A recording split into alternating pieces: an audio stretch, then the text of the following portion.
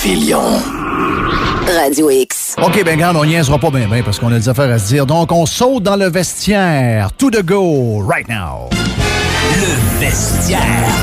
Avec Jeff et sa gang.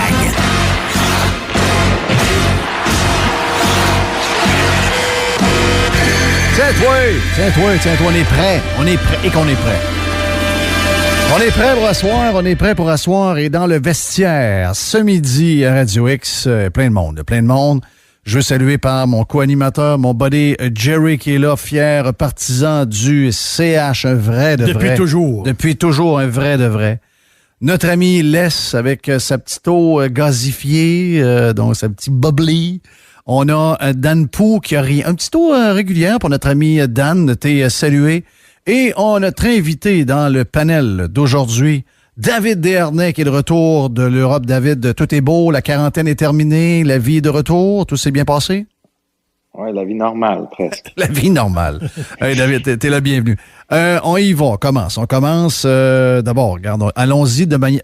T'avais-tu des affaires à rajouter sur mon affaire, Dan, tantôt? Sur ma prédiction, parce que je l'avais faite dans l'autre blog d'avant et vous l'avez entendu.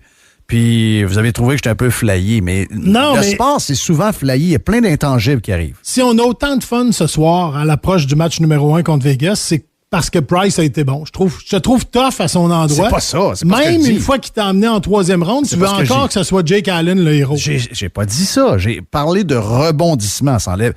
Le passé, c'est hier. OK? Maintenant, on vit dans le présent et ce soir, c'est plus tard. Donc, on est obligé de faire une ligne sur ce qui est arrivé. On parle de ce qui va arriver. C'est deux affaires. Et je suis très conscient que Price a été excellent. Il a été bien protégé. Le système de jeu fonctionne. Les 4 défenseurs ferment toutes les chances de marquer de l'autre club. Et je pense que le Canadien va étouffer aussi la gang de Vegas. Sauf que ce soir, ce sera peut-être un match difficile, mais il ne faut pas s'en faire. Ça va être un match d'ajustement. Mais mettons que c'est tough, là, au match numéro 2, ça va être encore Price. Tu penses? Puis au 3 aussi. OK, bon, regarde, chacun ses prédictions, mais je tiens à la mienne. Moi, je veux mettre un peu de piquant là-dedans. Oui, on le savait. On avait remarqué. Oui. David, juste d'avoir tes impressions sur le CH. Line-up quand même correct, avec un mélange d'expérience et de jeunesse. Mais on voit que les équipes, David, qui ont des gros noms, des gros joueurs, des gros salaires. Bon, j'exclus Tampa Bay. Qui est le contraire de ça, qui livre avec les gros noms.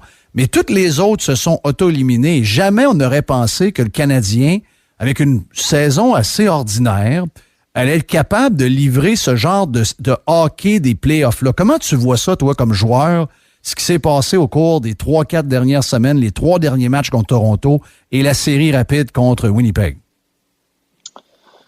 Effectivement, c'est un peu surprenant de voir le Canadien là, surtout quand il perdait 3-1, mais en même temps, comme tu l'as dit, là, ils ont une équipe quand même bien balancée, des jeunes, des joueurs d'expérience, puis ils ont le meilleur gardien dans la ligue. Excuse-moi, Jeff, d'en remettre sur Carey Price, mais c'est comme Dan l'a dit, s'il perd le match ce soir 6-1, c'est lui qui est dans le but pour le match numéro 2, puis le match numéro 3, puis le match numéro 4, puis le match numéro 5, parce que l'équipe a confiance en lui. Tout est bâti autour de lui, donc ça a été quand même impressionnant de les voir revenir.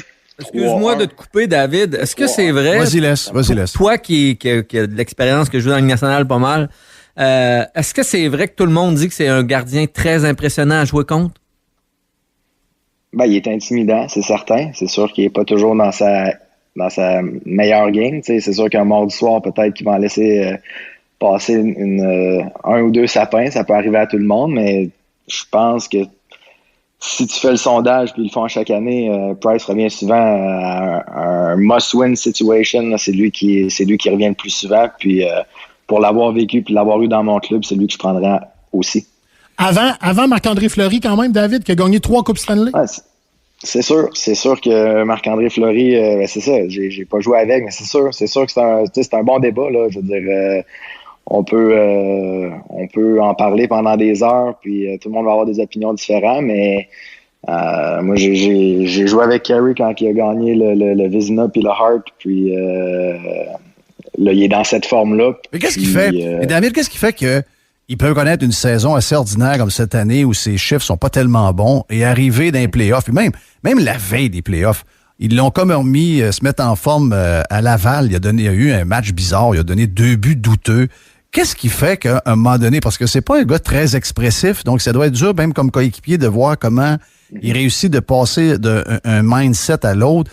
Mais puis il y en a plusieurs. Ça veut dire, il y a plusieurs joueurs qui sont faits pour jouer dans les playoffs. Mais il y a vraiment une différence entre. Puis ça n'a pas été toujours ça. Il y a eu quand même des playoffs où il a été plus ordinaire. Mais cette année, il a été capable de tourner la switch en l'espace d'une journée. Qu'est-ce qui arrive dans ce temps-là? C'est le coach des goalers? C'est un genre de psy sportif qui intervient? Qu'est-ce qui fait ça? Ben moi, je pense que la situation de cette année était très différente. Là. Il y avait un match aux 2 jours, beaucoup de voyagements que tu fais pas nécessairement habituellement. Ils sont allés à Vancouver, Calgary. C'est quand même difficile. Puis je pense qu'ils voulaient juste se rendre en playoff. Puis quand ils étaient comme un peu assurés de s'y rendre. Hop, on a un petit bug. Un petit bug. Donc, c'est ça. Je vais regarder ça de ton côté, Mr. White. Mr. White va s'occuper de voir si notre ami David est toujours branché. Mais regarde, vous êtes lancé là-dedans. Là. Laisse, vas-y. Là, tout le monde va parler. On parle beaucoup des goalers ici, c'est pas d'hier, là, mais ça va être est-ce que c'est vraiment un match-up? Est-ce que c'est vraiment une série de goalers ou ça va jouer à d'autres niveaux? Parce que je suis pas certain, tu sais, je veux dire, dans la série contre... on parle beaucoup de Fleury, mais dans la série contre Minnesota, il y a eu de la difficulté dans quelques matchs. Entre autres, il a remis Minnesota un peu dans la série avec un match très ordinaire, numéro 5 et numéro 6. Des buts un peu douteux dans la série contre Colorado. Le premier match, c'était pas lui. Mais, tu sais, je veux dire, des fois, on vire beaucoup alentour des goalers, mais ça se peut qu'aussi, il y a d'autres choses que les goalers. Mais pour vraiment être honnête, je voudrais dire que Vegas ont une meilleure équipe que le Canadien, donc c'est moins la pierre angulaire de cette équipe-là. Oui, il faut qu'il soit bon, mais il y a moins de pression qu'à Montréal. Montréal, il y a moins de stock à l'avant, il y a moins très bonne défensive, mais Price, il faut qu'il soit au sommet. Il peut même pas diminuer d'un cran ou 2. Ouais. Il faut qu'il soit là pour qu'il gagne. C'est pour pas donner une chance aux Canadiens, il faut qu'il soit dans sa game, il faut pas qu'il en laisse aller un. Ouais. C'est David contre Goliath, cette série-là. C'est la meilleure équipe en saison contre la 18e meilleure équipe en saison. Si on prend un 16, comme à l'époque où les Nordiques sont arrivés dans la Ligue nationale, en 79, le Canadien ne fait pas les séries. L'an dernier, le Canadien fait les séries après avoir fini 24e au classement général. Ouais. Ça, tu as ça sur le cœur.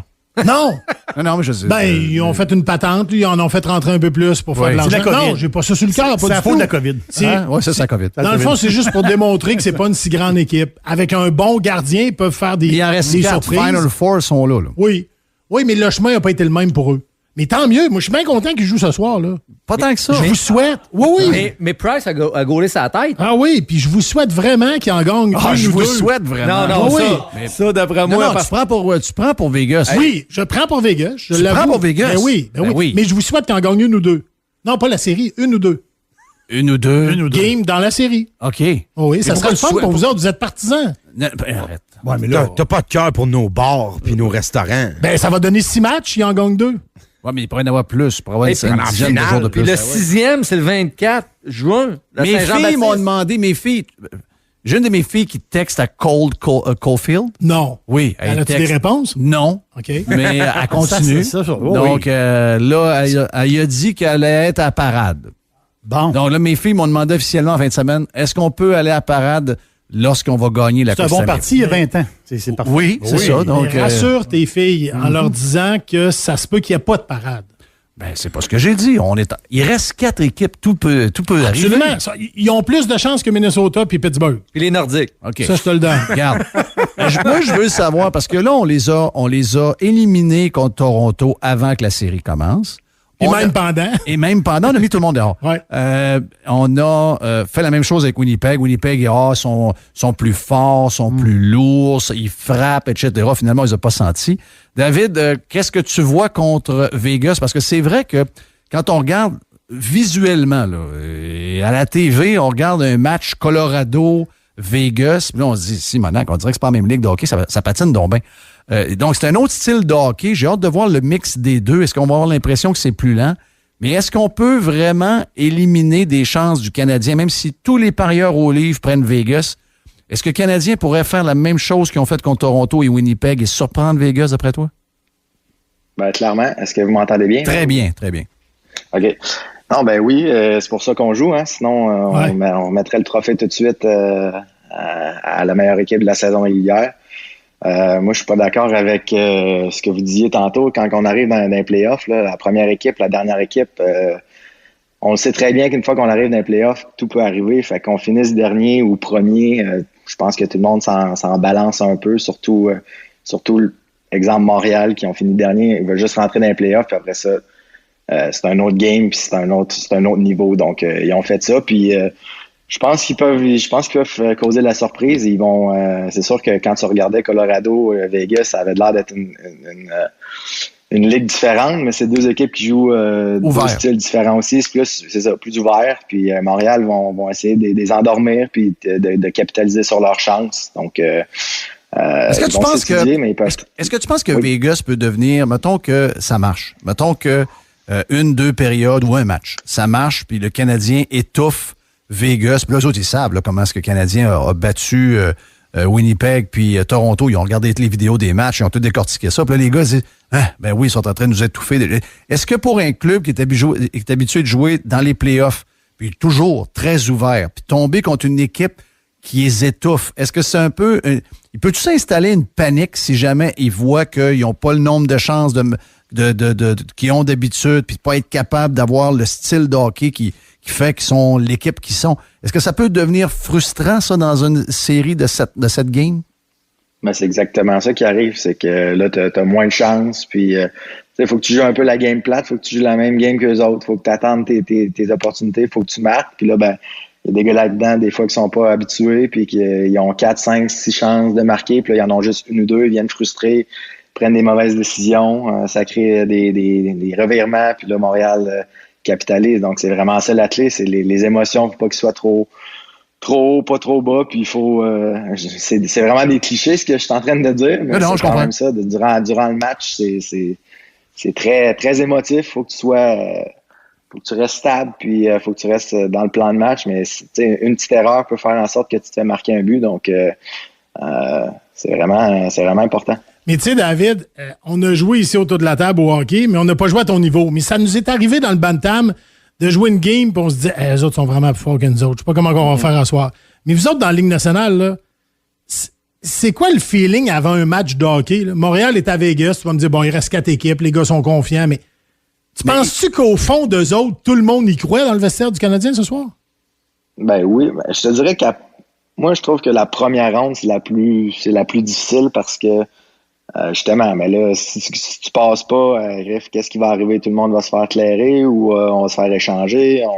On fait partie du plan? Là, après ça, tu passes la première ronde, la pression tombe.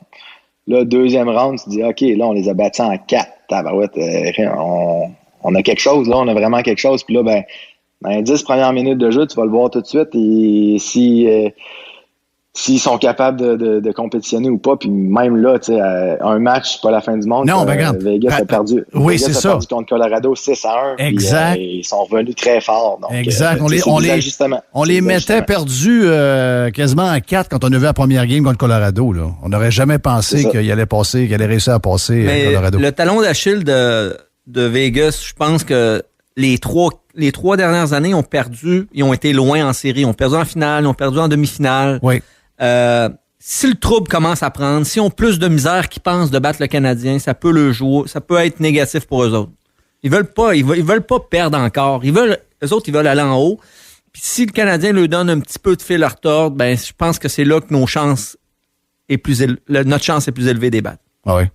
Mais tu y crois-tu vraiment? Moi, j'y crois. Tu y crois? Ouais. Okay. Moi, j'y crois parce que c'est mon équipe, puis je vais le répéter encore, vous allez rire de moi, mais on a le meilleur gardien au monde. Quand il est dans sa game, c'est le meilleur. beaucoup de lancers bloqués, c'est qui compte aussi. Pour oui, ça, mais eux autres aussi, là. Je comprends, mais la défensive du Canadien, moi, c'est ce qui m'a surpris beaucoup en play-off. Weber, on dirait qu'il est pas plus vite, là. Non, il est bon. Non, mais il est intense. Ben tu le vois, le gars, il est intense au fond. Non, c'est parce qu'on a entendu toute l'année. Il est pas vite, Mais là, il est intense. On dirait que il finit sa carrière là. Quand t'es à bonne place, pas besoin d'aller si vite. C'est ça. Ouais, c'est ça. Chariot, il est-tu bon? C'est mon joueur de défense préféré en ce moment. Il est très solide. Après ça, les autres moins connus, Edmondson, il a fait la job.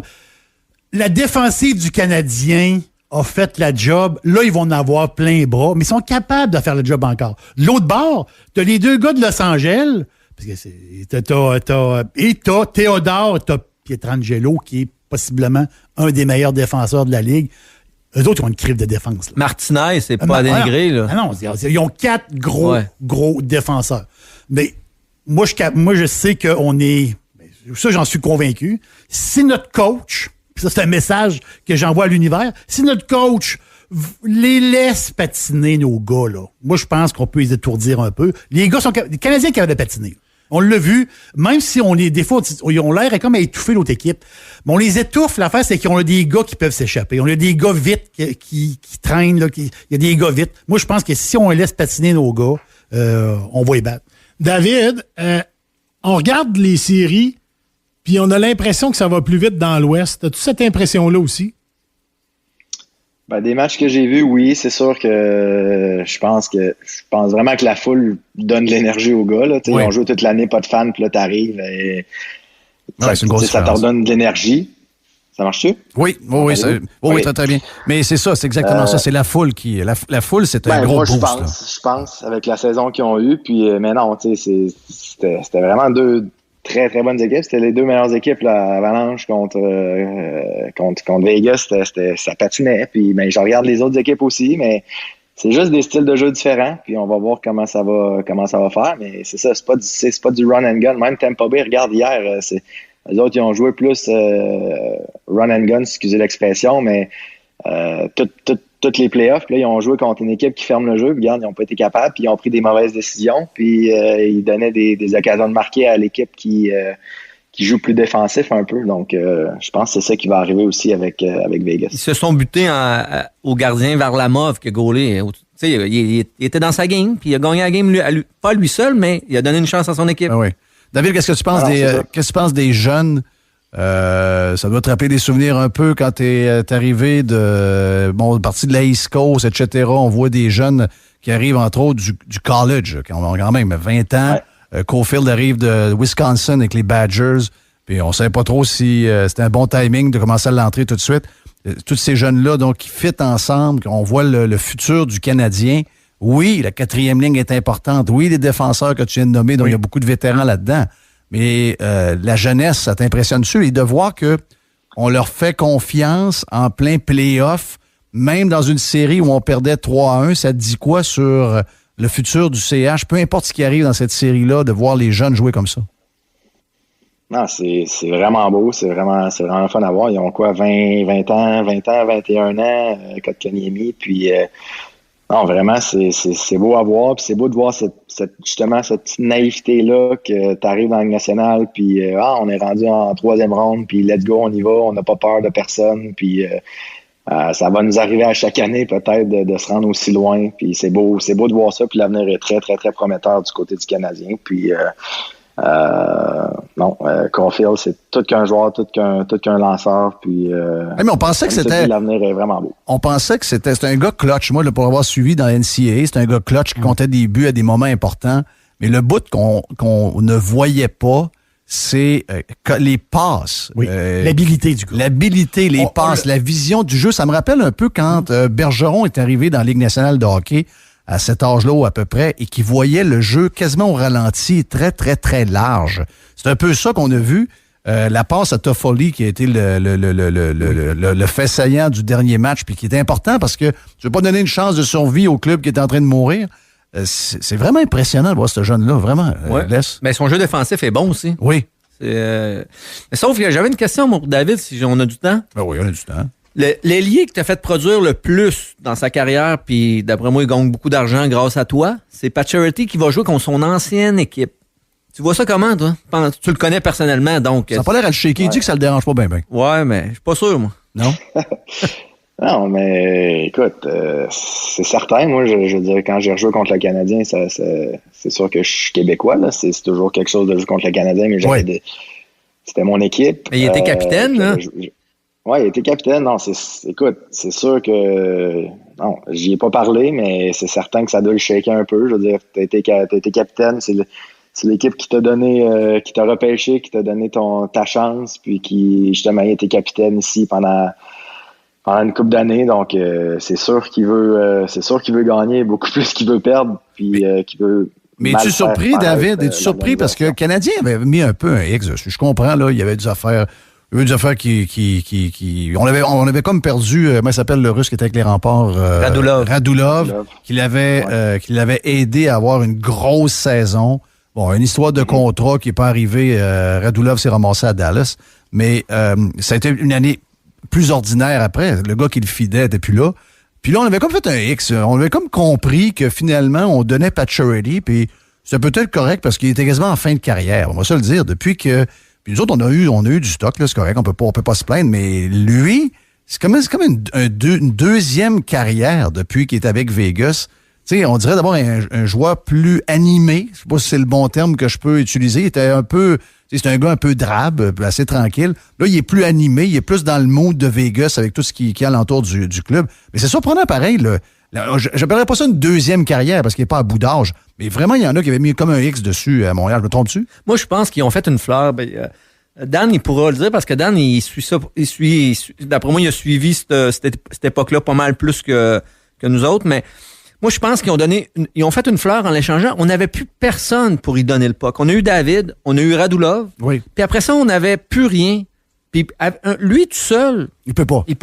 C'est un shooter. Là, tu le vois avec Mark Stone. Oui. Il le nourrit. Fait que c'est un gars comme ça. C'est un vraiment bon shooter. Puis c'est un shooter d'élite. Lui, il peut nous faire mal. Oui, c'est ça. C'est un très bon joueur de hockey. David, vas-y, David. Vas-y, David. Ben non, mais il y a eu une saison de 17 buts, puis le reste, c'est des 30 goals à chaque année. Ouais. 40. Tu sais, je veux dire, il y a même pas eu... il y a eu 17 goals dans sa pire année, puis tout le monde disait qu'il était fini. Ouais, ça, c'est un peu Montréal. Ben, c'est ça, exactement. Donc, puis tu sais, j'entends ça, le Caulfield y arrive, puis on n'a jamais eu un scoreur de même dans les 30 dernières années. Mais non, Pacioretty en scorait 30, mais s'il en scorait... il en scorait 30, puis on prenait ça pour acquis. Là. On n'est pas très patient. À Montréal, on est zéro patient, c'est ça. Ah oui. C'était, en tout cas, mais c'est ça. Donc, je crois qu'effectivement, il peut faire mal aux Canadiens, mais on verra. On verra. Puis rarement, on entend ça au Québec, mais moi, je vais me risquer puis je vais vous le dire. C'est une très bonne transaction pour les deux équipes. Oui, c'est vrai. Tout le monde à Montréal dit « Hey, c'est un vol, on aurait aimé ça que Tatar soit encore un joueur d'alignement régulier. Ouais, il joue mieux, là. Mais il est dans les estrades, puis souviens-toi, quand ils sont allés chercher à Détroit, il était dans les estrades à Vegas aussi le premier printemps. Ouais. Il l'avait pas fait jouer en série, puis il avait payé cher. Il avait payé de mémoire un premier, un deuxième, puis un troisième. Mais c'est une bonne transaction pour les deux équipes. Il n'y a pas un média au Québec qui va te dire ça. Non, je sais. Mais c'est la réalité. Oh, t'as raison. Pacioretty, tu l'as bien décrit tantôt, Jeff. C'est pas une deuxième carrière, mais c'est un deuxième souffle à sa carrière. C'est ça. C'est un maudit bon joueur de hockey. Exact. Hey, David, merci d'avoir pris du temps pour jaser avec nous autres. On se repogne d'ici à la fin des séries en espérant que le Canadien va se rendre à l'autre. Puis, bienvenue. Bonne saison de golf. Puis on se rejase dans un proche futur. Yes, merci. Salut, bye. Salut. David Desharnais, ex-joueur du Canadien, toujours actif en Europe, qui est revenu avec sa petite famille il n'y a pas longtemps. David, un super bon yard, un super bon Jack. Ouais. Donc, ce soir, qui gagne? Ben, c'est une prévision pour la série. Jeff, lui, on perd à soir. On gagne en 6. On se fait laver, lui, je pense. Donc, 4 des 5 prochaines games, c'est Montréal qui va gagner après ce soir. C'est ça, je compte? Moi, j'ai dit, on perd à soir, mais on gagne en 7. OK. Moi, on gagne à soir. Hein? Oui, on gagne à soir. À soir, on va sortir assez fort. On est gonflé à bloc. Ils n'ont jamais eu de monde de même dans l'aréna contre eux autres. Pas grave. On est gonflé à bloc. On gagne à soir. On les shake un peu. On va les shaker un peu mentalement. OK. Puis ça va être le Canadien en 6. Le Canadien en 6. Voilà, partisan des Golden Knights. Oui. Ben là, ouais, mais t'as peu. C'est quoi la différence? Il y a des partisans du Canadien qui viennent de se prononcer. Non, je sais bien, mais... C'est quoi la différence? Mais c'est toujours ordinaire. J'ai pas l'arbitre de mon bord. 4500 km, là, je prends pour les Golden Knights. Je sais même pas pourquoi. Ce Canadien la ville. moi, je sais. T'as un club à 2 heures d'ici. Moi, je sais, c'est parce que Dan aime jouer au poker. Bon, voilà. Merci, JC. Bon, lui, voilà. c'est un gars de poker. Hey, avant JC, je veux entendre JC sa prédiction. On gagne à soir aussi, je pense. Okay. On gagne, ça, c'est Montréal. Ouais, Montréal. OK, oui. Montréal gagne à soir. Merci, Dan, de préciser. Moi, j'ai dit sauver le cul, me pousse dans le ravin. Oui! Correct, on va m'en souvenir, mais Canadien en 7. Canadien en 7. Bon, tu sais, dans Eh boy, fait que je vais endurer encore une couple de semaines. Oui, ça va être oui. Non, ça va être... Mais toi aussi, tu prends le Canadien pour gagner la série. Montréal va gagner la Game 4. Ouais. À ce moment-là, ça va être 3-0 Vegas. Oui. Puis ça va finir en 5. Oh. Mais sais-tu quoi, les gars? Découragez-vous pas. Ça va être quand même mission accomplie. Ouais. Ça va être un superbe printemps pour vous. Non, pas ça, c'est moi, jamais mission accomplie. Ça va être super. Là, tu vas me faire souffrir. Ça va être super pour On est vous. rendu trop loin que ça finisse. Non. Ça va être parfait pour vous. Mais moi, je me souviens que Dan voulait que le Canadien se fasse éliminer contre Toronto, puis que le grand ménage. Oui. Là, Ben, je le souhaitais. on n'est plus là. Ça souhaitait Bergevin Dehors. Oui. Ah ouais, donc le retour Non, de... moi, j'ai pas changé d'idée. C'est ça. Là, vous avez... T'as pas changé d'idée? Ben non, Non, lui, il l'aimera pas plus. Là. Non, je sais pas. Il gagnera la coupe, lui, puis il l'aimera pas. Ah non, oui. C'était le vestiaire. Merci à Alès. Merci C'est à fini Dan déjà? Pau. Merci, merci à David Desharnais On a pas et de à temps, Jerry et JC. On n'a pas de temps, ça. Non. On n'a pas de temps. Une demi-heure, ça passe vite. Ouais. Non, c'est vrai que ça passe vite. On vient dans un instant pour fermer tout ça. Vous êtes sur Radio X. Jeff Fillion. Radio X.